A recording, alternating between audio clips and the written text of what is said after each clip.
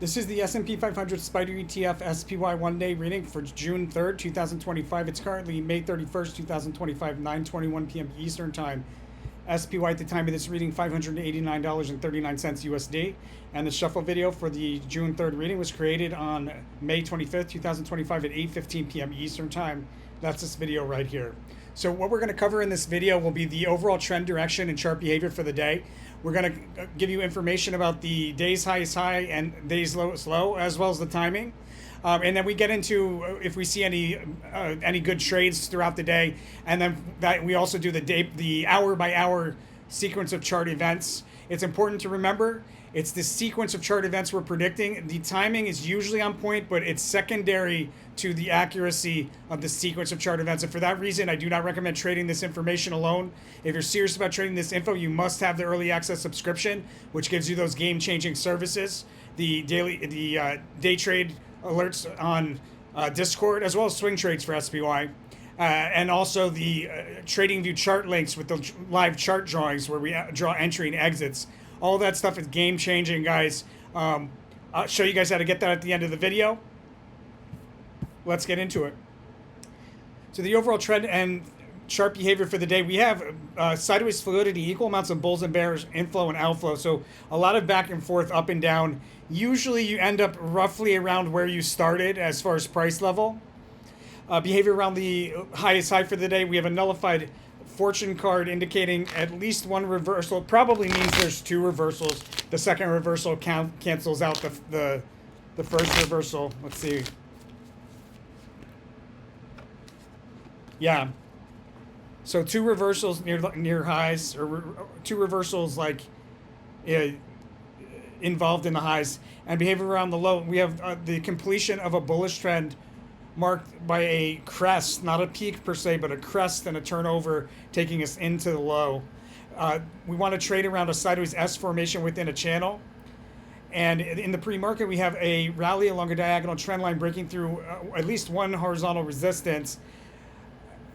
We have price swings right around the open, and it looks like we have a day's low first thing there in the morning, where there should be some sideways rotation around the open and in the first half hour. That turns into a pretty notable move to the upside between roughly 10 and 11. And then that move to the upside between 10 and 11 is followed by a sharp drop back down into lows probably right after 11 o'clock. And then another move to the upside taking us to probably our highest level thus far, just before 12. There's likely a turnover there, a reversal there to the downside, taking us back to lows between roughly 12 and 1. And this will probably establish an important support level on a multi-day scale in that second visit, or second or third visit of a low. Sideways rotation along that support level, which should be important on a 1 month scale minimum. That sideways rotation ends with a fast sudden move higher somewhere between the roughly 1 and 2 o'clock, and then a swing back down to support level between roughly 2 and 3. A lot of price change back into lows there between 2 and 3, followed by a rally increasing with momentum moving forward into the day's high in the last hour. At the close, we should be bumping along resistance sideways near highs, and then in the post-market, most likely we see a period of volatility, a sharp drop, and possibly a rebound. Sneak preview for the following day, there should be a brief peak that's easily missed, followed by a decline through multiple support levels at some point throughout the day. And we'll look at that in more detail when we get into the June 4th reading. But really, the best trades, I think, are going to be, well, a lot of back and forth here, guys. So what I would do is I'd probably hold off on trading in the morning.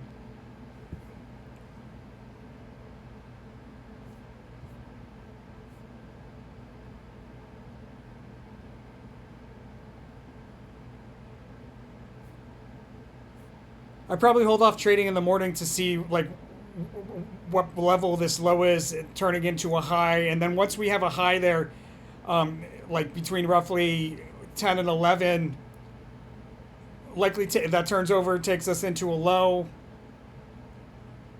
I probably enter into a long position at that trough or low that we have just after 11 o'clock. You could probably close that long position for a quick trade before 12, or you could, if you miss that opportunity, probably close out of it in the 1 to 2 o'clock hour. If you miss that, you could probably close out of it around the closer in that last hour. But remember, rule of thumb on trading estimate meta-analysis, you always take the earliest profitable exit. Don't go for max gain.